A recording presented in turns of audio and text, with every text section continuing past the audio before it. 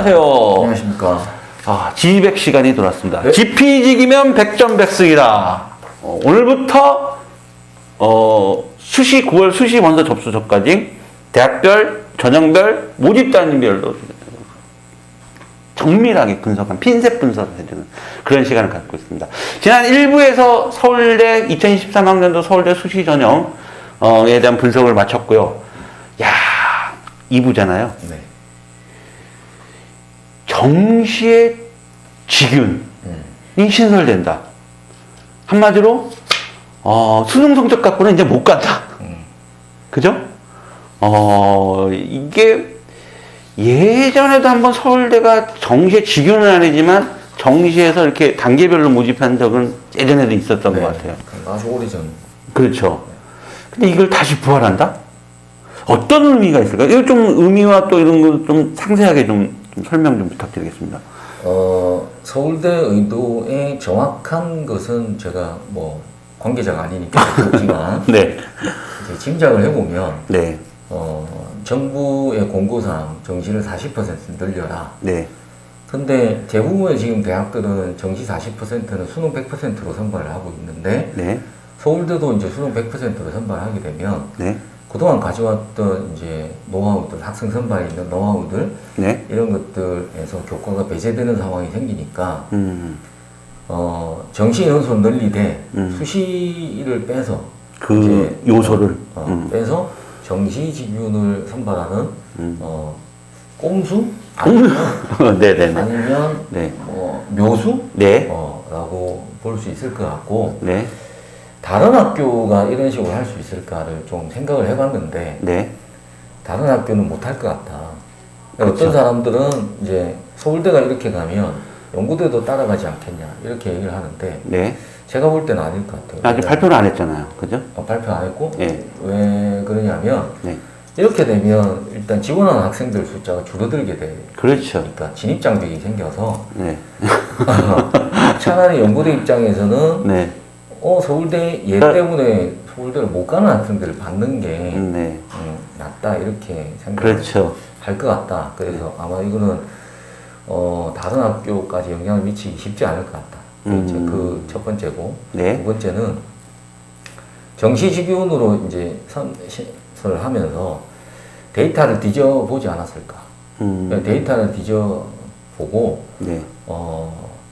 직윤으로 들어왔던 학생들 중에서 수능 성적이 안 좋을 수도 있지만, 그렇죠.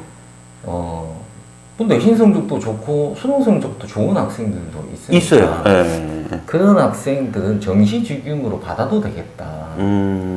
그러면 수시직윤을 좀 빼고 정시직윤을 만들어 놓으면 수능 성적 좋은 애들은 정시직윤으로 올 거 아닌가. 네네네. 뭐 그런 자신감?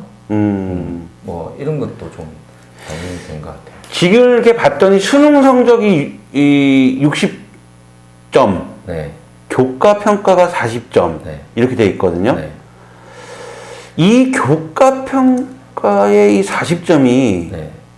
과연 실질적인 어떤 영향을 미칠 수 있을 거가에 대한 일단 기본 점수가 30점인데 예. 지금 이 교과 평가 같은 경우에 두 명의 이제 평가위원이 AA가 나오면 두 명이 AA 그렇죠. 이러면 이제 10점, 예.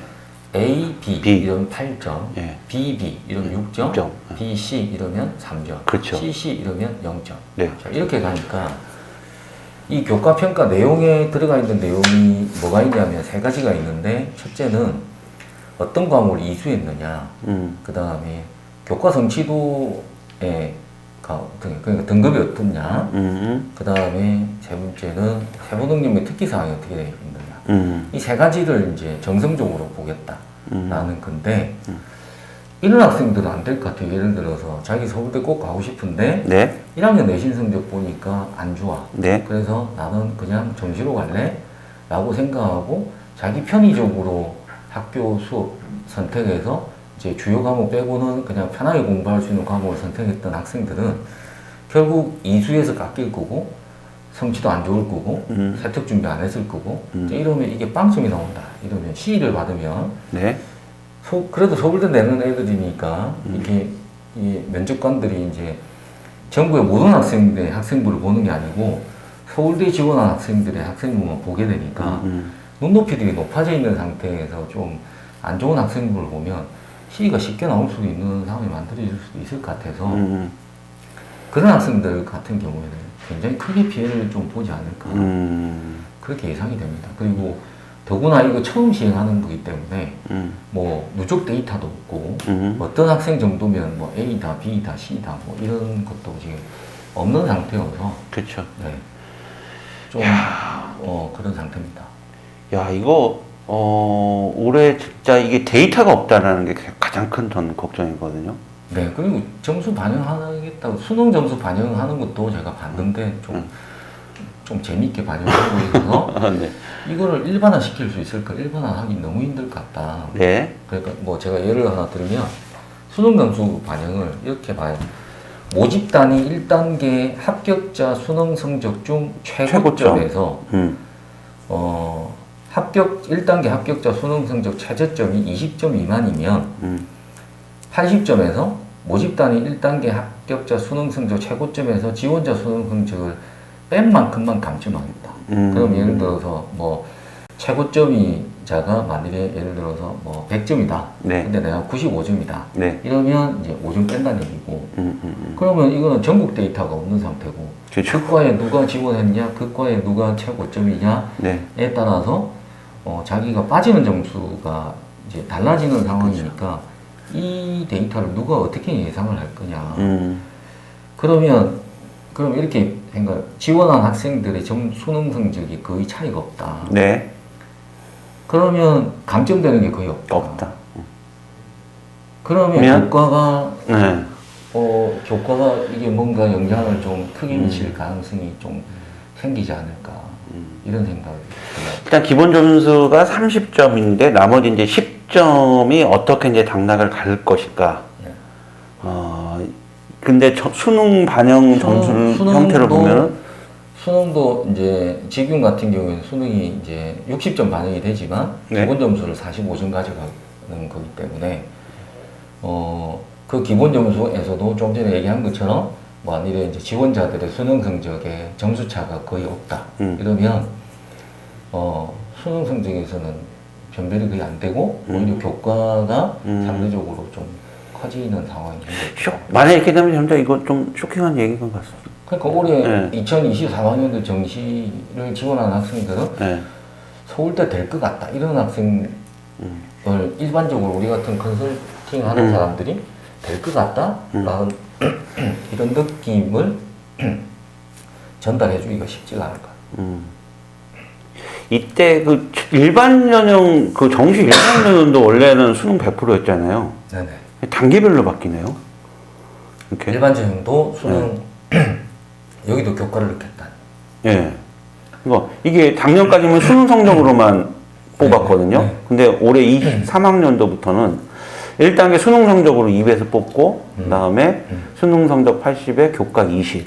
그러니까 기본 점수 수능은 60 주고, 그 다음에 교과도 15점. 5점으로 이제, 이거는 승부가 그렇게 크지는 않을 것 같은데요. 제가 생각할 때는. 5점으로 모르겠어요. 아무래도 상위 대학이 최상 대학이기 때문에 지원자들의 점수 차이는 그렇게 정말 편차가 크지는 않을 것 같아요. 그러다 보면은 이 5점도 굉장히 또 클 수도 있겠죠. 아무래도 당락을 가렸을 때 영향을 미칠 수 있는 부분을 차지할 수도 있겠죠. 아무래도.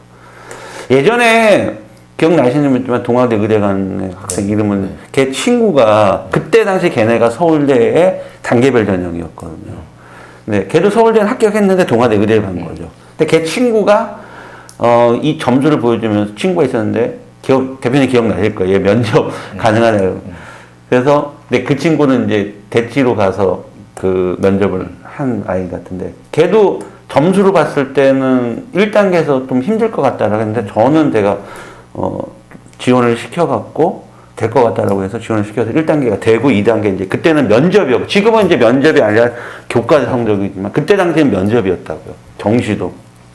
그래서 최종적으로 걔는 이제 추가 합격이 되는 그런 사례가 나왔었는데 이게 23학년도부터 이렇게 바뀐단 말이에요. 이제 수능이 아니라 이제 교과 내신이 들어가야 되는 상황인데 이렇게 되면 이제 서울대를 꼭 가고 싶어하는 학생들 중에서 일단 내신의 실패를 좀 많은 학생들, 이런 학생들이 학교를 계속 다닐 생각을 안 하고 다른 방법을 찾으려고 하는 학생들도 꽤 나올 것 같다. 특목 애들은 또 어떻게? 자사. 애들 내신 안 좋잖아. 내신 안 좋아도 정량 평가를 하는 거기 때문에, 아니 정성 평가를 하는 거기 때문에 이제 그거는 뭐 서울대가 이제 반영을 적절하게 해줄 것 같은데, 서울대의 이러한 이제 내용은 백그라운드를 뭘 깔고 있냐면 고교 이제 정상 생활을 유도하겠다. 그러니까 뭐 수능이 중요하지만 이제 수시에 교과 이제 선생이나 공부하고 하는 것에 신경 써서 열심히 해라. 라는 걸 유도하려고 한 건데, 오히려 역효과적인 부분은 그게 이제 힘든 학생들 같은 경우에는 아유 그럼 나는 안 할래. 그러면 우리가 지금 뭐 예를 들어서 뭐 그 다른 전형들도 뭐 학생부를 반영할 수 없는 뭐 장수생들 같은 경우에는 그냥 이제 비교과 처리가, 그러니까 뭐 논술로 많이 예를 들면 검정훈 씨는 학생부 30이다 하더라도 그냥 논술 100이 되듯이 그것에 대한 발표는 없더라고요. 그럼 이제 그런 부분들도 조금 이제 걱정이 되긴 하는 부분이고, 직윤이 또 재밌는 건 정시직윤 같은 경우에도 수시와 마찬가지로 학교당 2명 추천하는데 졸업생이 가능하다. 아이고. 그럼 이제 이거는 정시직윤 추천자는 이제 같은 학교 선후배가 경쟁을 해야 되는 상황인 거죠. 그죠? 예를 들어서 뭐 재학생 중에서 성적이 좀 좋아서 내신도 좋고 수능도 잘 나왔는데 졸업생이 들고 와서 그럼 제가 이 수능 성적표인데요? 이러면 아니 이거는 이제 합격 가능성이 이제 오히려 수능 성적 때문에 이쪽이 더 높다고 생각이 되면 재학생이 밀리는 상황이 재생이 하면서 수능 성적이 높죠. 그러니까 이게 지금 뭐 여러 가지들이 막 이제 그동안 없었던 일들이 좀 많이 벌어질 것 같다. 그렇죠. 예측하기 좀 힘드네요. 상당히 힘들. 일단 제일 큰 걱정은 데이터가 없다라는 거. 그렇죠. 그 다음에 아무래도 또 그 정시하면은 이과 쪽에서 과탐 얘기 안 할 수 없잖아요.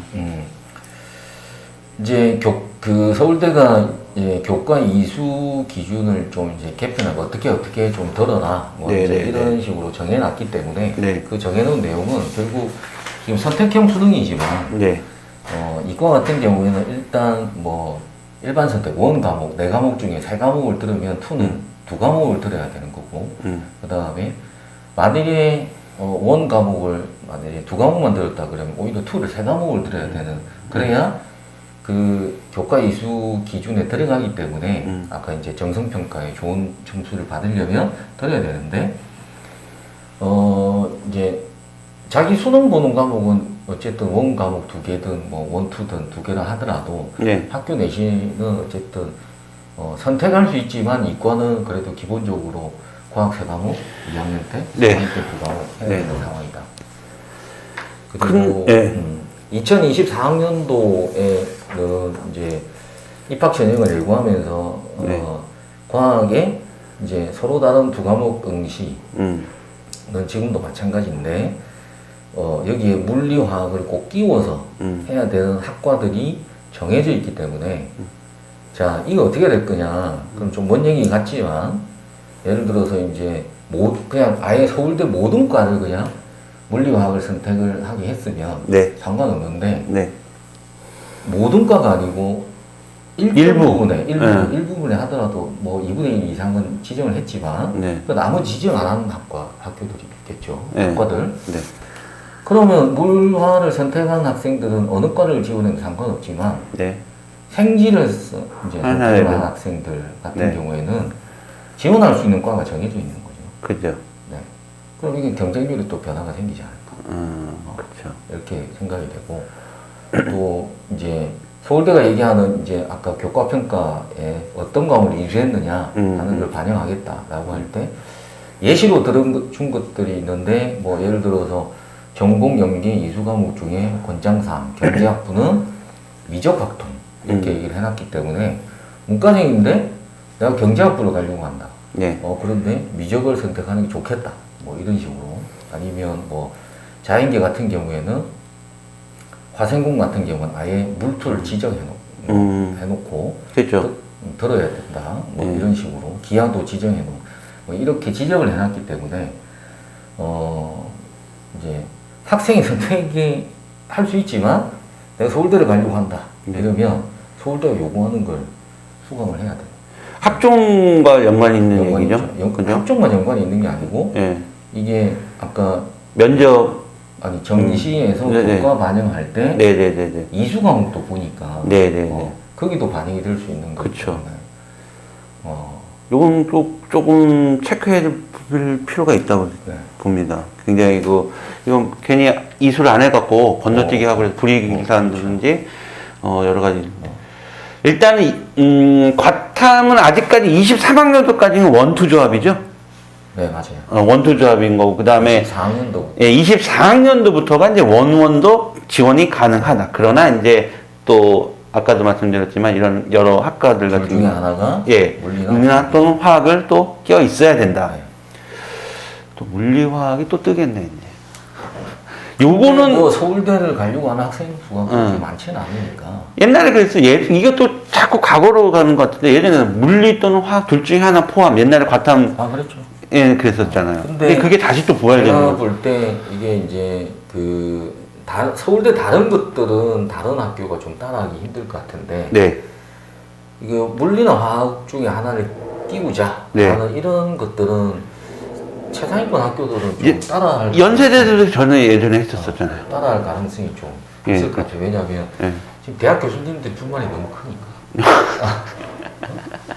대학 교수님 지금 우리 졸업생들, 대학생들 얘기를 들어보면 공대 오는데 생기하고. 그러니까 교수님들이 막 짜증을 피운다.